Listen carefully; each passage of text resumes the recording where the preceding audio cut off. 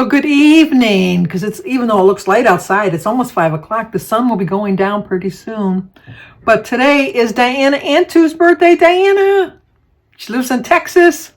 Maybe one day we'll get together. I don't know. Jim and I like to travel, so we'll never know. But I know that we'll be welcomed with open arms. But Diana, it's your birthday.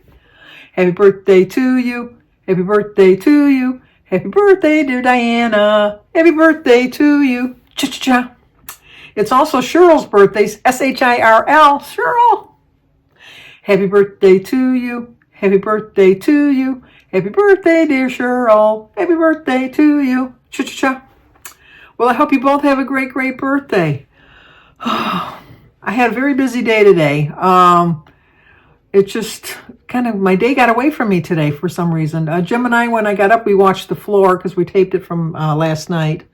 We watched the football game. I was rooting for the Eagles only because they're in the same division with us, the NFC. So that's who I was rooting for. Kansas City, oh my gosh, they played so horribly. I don't know what happened with them. I don't know. It was kind of sad to see them kind of getting romped. But anyway, it was a good game. But Danny came over. Jimmy didn't come over. He stayed home and watched it with Samantha. So he didn't show up. But Jim made a venison roast, which both the Jim and Danny absolutely loved. I had my leftover Chinese food, which was delicious. And thank you for everybody letting me know that you do reheat rice too. I don't know why all of a sudden it's supposed to be so bad to reheat rice. I've been doing it all my life. And I don't know. It's just something I read somewhere, which just goes to show you can't believe everything you read online, which is sad. You should be able to believe everything you read, but you got to check your sources, I guess. So, we did that, and then after we got that done, I told you about the prescription that my doctor had finally got back and forth with the pharmacist at CVS, and they finally figured out how to give me a generic that the insurance would cover, and but it was completely different instructions than I had from the doctor's office because I had written them down when she had told me. And I was kind of like a little leery taking it because it was so dramatically different than what the doctor had told me.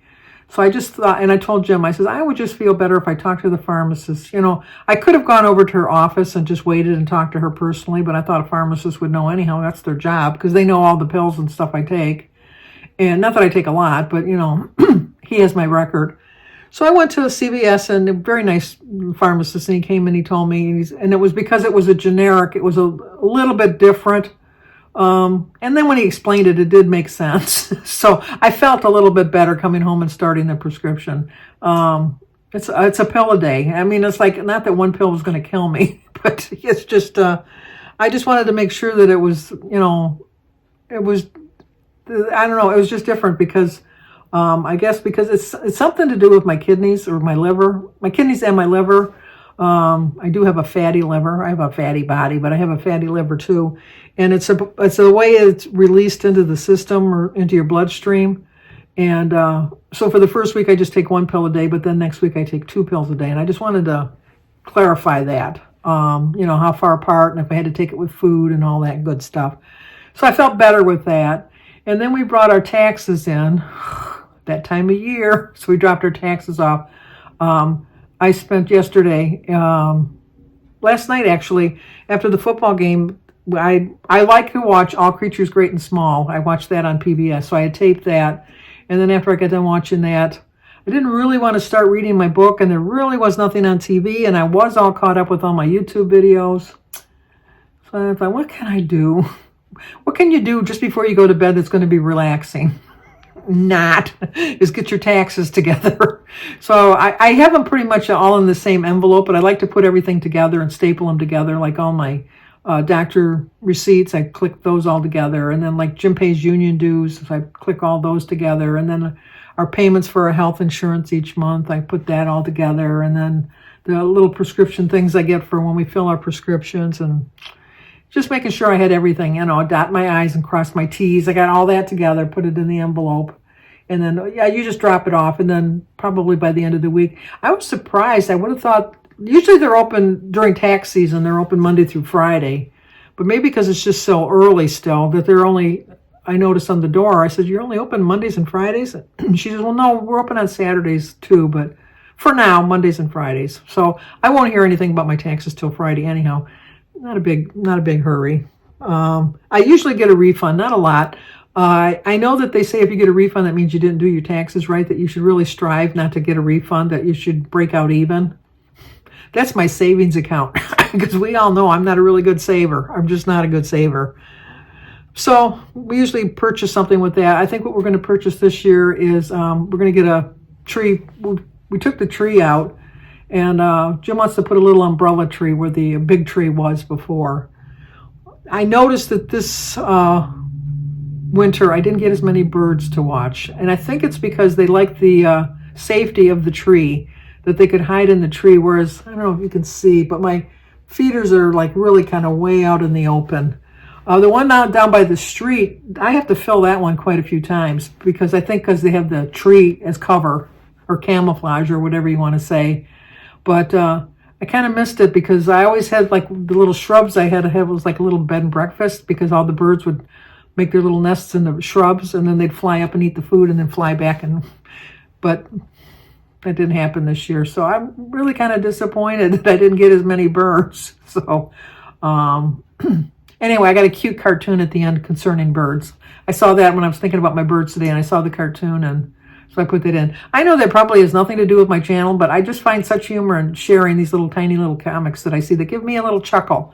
If I have them on the end, you know I chuckled at some point when I saw them, and I just like to share them. It makes it a little bit different on my channel. Like I said, life with Sandy. And then I talked to my sister-in-law Barb today. She's doing well. She has that eye infection though, which is kind of bothering her. It has nothing to do with her heart issues. So she was going to go to the doctor's today to get some drops for her eyes. And then I talked to Mary. She went and had her blood work today. Thankfully, she didn't have to go to this week. Hopefully, she's not going to have to go downtown. She was able to go to the hospital right next door to her house to do her blood work. Her best friend Sharon brought her over there. And Mary got her results back, like my chart. She got her results back. But she said that she didn't look at them yet. But she said if they were bad, she would have got called from the hospital, because they did tell us that the clinic at the hospital is open from 8 to 11 on or 8 to 12, one of the two, 8 to 11 or 8 to 12 on Mondays and Thursdays. So and they get the blood work back right away, because even when we go, like we'll do the blood work at 8 o'clock, and by 9 o'clock when we do her appointment, they already have her blood results. So they told us that if there was a problem that they would call her, that she'd have to come in on Thursday. So since we haven't heard anything and it's after 5 o'clock right now, I'm assuming we don't have to go on Thursday. I know on Friday she has to go to the hospital next door to do an infusion, which she's got to do every month, once a month or maybe twice a month. It takes 4 hours, and it's just to keep her magnesium levels and stuff till all of her organs are working at full function. She has to have that done. So her friend, once again, Sharon lives like maybe a half a mile from her house. So she's just going to pick her up and drop her off there. And then when she's done, Mary's going to call her and she'll come back and pick her up and bring her home. And then on Wednesday, she's got hopefully her final visit with her kidney specialist, who referred her for because now she's part of the team. So she thinks that this is going to be her last visit. But we're supposed to get a really bad, not a really bad, but we're supposed to get a drink of water, just a minute. We're supposed to get a snowstorm on Wednesday, and her friend doesn't like driving in snow. So, and David's borrowing my car. They still haven't, his truck is still not done. He's getting very mad. He's getting very mad. They've had it since December 23rd, and I told you there was a mix-up with the insurance, and then he fell behind in line, and then they couldn't find the parts, and blah, blah, blah, blah, blah. And supposedly it was supposed to be ready today, but he had just called me about half an hour ago asking if he could borrow my car for the rest of the week, because he doesn't think he's going to have it back till the end of the week. So I said, fine, I'm not going to. So I won't have a car. And then Jim shoots on Wednesdays. And he leaves like early in the afternoon, and Mary's appointment's like at 2 o'clock, and Jim leaves about 4, so I can't guarantee that we'd be back in time. So she called the doctor to reschedule it, and they said, well, we don't have anything till next month, but we have a car service where we can come and pick you up. And she said, well, how much does that cost? And she says, oh, no, it's free. It's something we offer our patients. They never told her that before. So I'm wondering if it has to, they only offer it for the people that have actually had a transplant afterwards. But, and the doctor even said it'll probably be your last visit, and that they'll just hand you over to the, what do you call it, the team that's doing the liver kidney transplant. And then she got some information about sending a letter to the donor's family, how to go about sending a thank you note and stuff like that. So she's going to do that. And then, what from there? Oh, my weigh-in. I have no excuses for my weigh-in, but have an explanation, although it's going to sound like an excuse, but it's not. So let me show you how I did.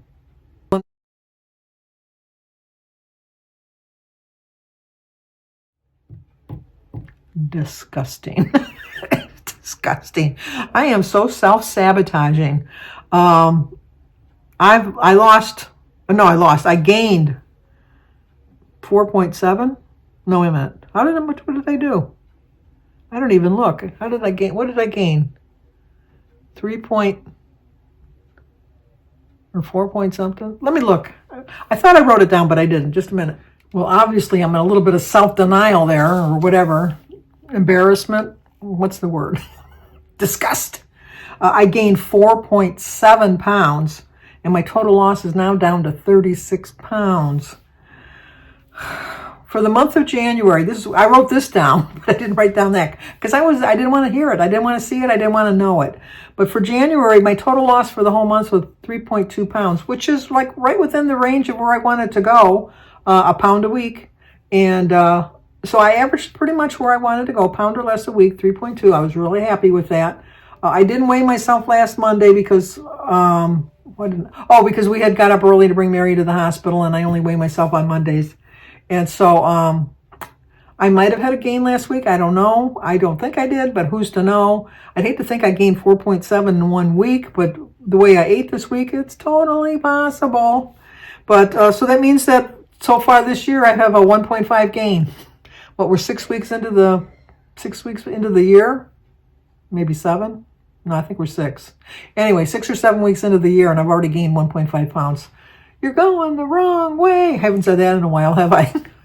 It's just disgusting. So, yeah, in 5 weeks, I've gained 1.5 pounds. No. How did that go?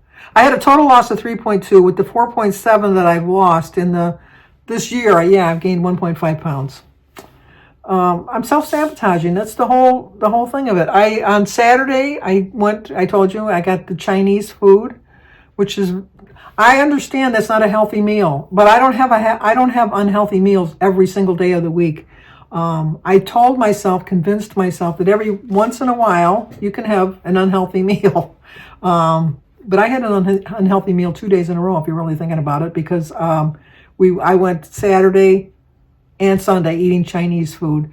And then I completely forgot that Friday when we went for Jim's heart doctor's appointment, we went to the pancake house and I had pecan pancakes and chocolate milk. So I ate out on Friday, I ate out on Saturday, and you might as well say I ate out on Sunday. And then Super Bowl snacks, I made a cinnamon bread because I thought Jimmy was coming, that's his favorite. He didn't come, so I had that for dessert after I ate my Chinese. And then while we were watching the game, I had a brownie because Danny likes brownies, and so I made brownies for Danny. And then, of course, I had to have not 1, but 2 Pepsis. And then on Saturday, I had not 1, but 2 Pepsis. So slowly, I realized I was self-sabotaging myself, delusional about something.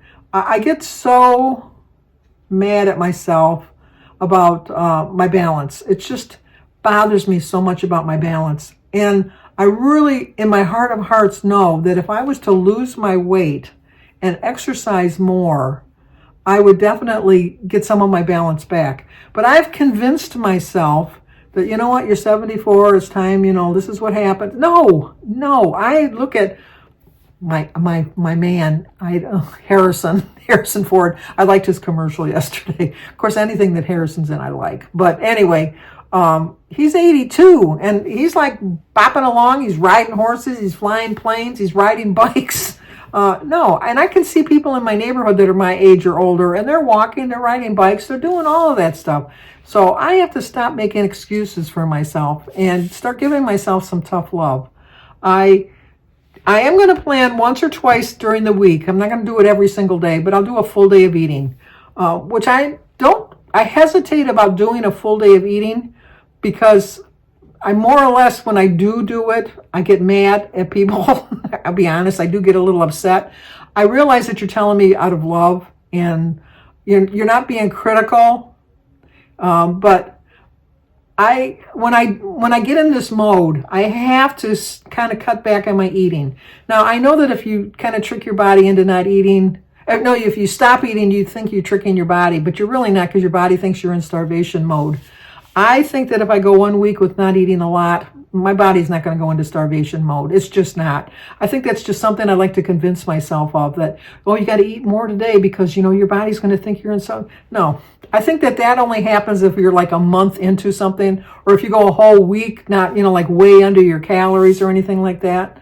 The reason I was losing my weight in January was because I was only eating when I was hungry. Now, granted, I wasn't losing big weight losses. Like a pound a week, pound or less. And that's what they say, especially at my age, a pound or less a week is perfect. So I have to get back into that mind frame. So my point is that when I share what I eat in a day, then all of a sudden everybody's like, with love, I realize that it's with love, but they're all saying, you're not eating enough, you don't have enough protein, you're eating too many carbs, you're doing this, you're doing that. And I realize that you're trying to point out what I'm doing wrong. And I know what I'm doing wrong. So, but with that being said, I do appreciate the support and the encouragement I get. So it's kind of like a catch-22. I want to know what I'm doing wrong, but I don't want to know what I'm doing wrong. And I want to hear some criticism, but I don't want to hear some criticism. And I want you to support me, and I do want you to support me, and I do want you to encourage me. But I think that on the days that I'm showing you food, if I don't show you enough of what you think I should be eating, that I'm going to get back into the mode, well, I'm not going to show you my food anymore. And I think that's one of the reasons I stopped. But when I look back at older videos, I put a lot of food on my plate. Now, it wasn't like fattening foods, but it was a lot of food. So I have to start listening to my body more, and I have to stop self-sabotaging. And I have to take criticism in the way it's meant. Because no one on here ever says, oh my God, you're such a fat slob and you shouldn't do this and you shouldn't do that. Anything they're telling me is encouraging. It's stuff I need to hear. But I'll be honest, a lot of times it's stuff I don't want to hear. So why can I say I really want help? Like when you don't want to listen for advice. What's the point? Like if you go to a doctor and the doctor says you need to do this, this, and this, and then you go home and go, I'm not going to do any of that. Well, what was the point? What was the point of going? What was the point of listening to them? Or, like if you go for a therapist and they go, well, this is why you're doing this, and you got to stop doing this, and you got to do it. Yeah, no, I know better than that. Why? Why? So, bear with me, stay with me, don't give up on me. But I just, I don't know. It's just, I wish I would, like when I watched Joan at Rise and Shine Suburban Homesteading today, and she just showed her 5 meals. They all looked good. They all looked healthy. They had good portion control, portion sizes, and all of that. I don't like cooking for just Jim and I. I just don't like cooking for Jim and I. And I've already told Christy, like as much as I do like having birthday dinners and stuff like that, I told Christy the other day, I'm not going to do birthday dinners anymore because I don't know if it's my weight or what, but I said, at least for this year, on your birthday, I'm going to take you out to eat. Maybe not on your birthday, but your birthday month. I'll take you and your family, because that's about how much it would have cost me to prepare for everybody anyhow. And then if we all want to get together for cake at your house afterwards, we can have everybody come over to the house to get cake or something like that. I said, but, and I know my family's going to be disappointed, but I am just not, in that frame of mind right now, because like when I made Mary's dinner, it was so nice. I love having everybody together. I love doing a family dinner, and I love cooking all of that when there's like so much people around. But because of my weight, it's so hard for me, and it's just, I get tired, and I really don't enjoy the meal. I enjoy the company, which is what you're supposed to be doing anyhow. I understand that, but I get so exhausted, and so I'm hoping. Of course, then I can't do Jimmy's birthday in October, because then they'll all say, "Oh, he's your favorite," because Christy's birthday's in March, and Danny's birthday is in April. And then the kids, when we have they just like ordering a pizza, which is not a big deal. I mean, they don't have like a favorite meal, because my kids, from what I glean from them, I mean, I know Christy cooks, I know Danny cooks too, but they seem to not. They don't sit together at the kitchen table as a family like I did when I grew up, and like my kids did when they were growing up. They just kind of make a plate and go and sit in the kitchen, which I'm guilty of that now too, because I just sit in here and watch TV while I'm eating, whether it's my breakfast, my lunch, or my dinner, no matter what. I mean, Jim and I occasionally, if I do cook, I'll put it this way. If I do cook a meal, Jim and I will sit at the table and eat it together. But if I'm just going to put together like leftovers that I'm going to reheat from the meals from the day before, I'm just going to reheat it and come sit back here and watch TV. If we have like, I like the Johnsonville sausages, Italian sausages.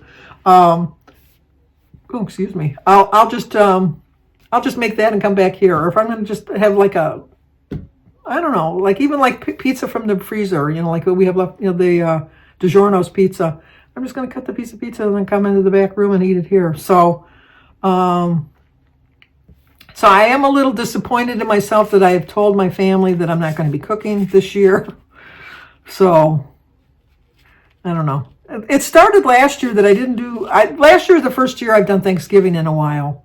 I always plan on doing my Eve of Christmas Eve dinner, because I do enjoy doing that. But even that's getting to be a lot. And I'm hoping that with my new outlook, I'm going to end my self-sabotaging, that maybe this year... I can build back my strength, get back my balance, get back the joy of cooking again, because it's just, Edie makes a really good salad. I like looking at her salads and I'm thinking, oh my gosh, I could dig into that salad. I really could. Kim over at a Girl on Her Phone preps for the whole week, and I'm thinking, I could do that. No, I can't. But then I'm thinking I could cook that, because she just cooks for her and David, and she's just two people, so... and then you wouldn't think, because Edie only cooks for 3 and Joan only cooks for 4. So I don't know. I don't know. It's an age-old question, isn't it? So anyway, I'm kind of rattling on here.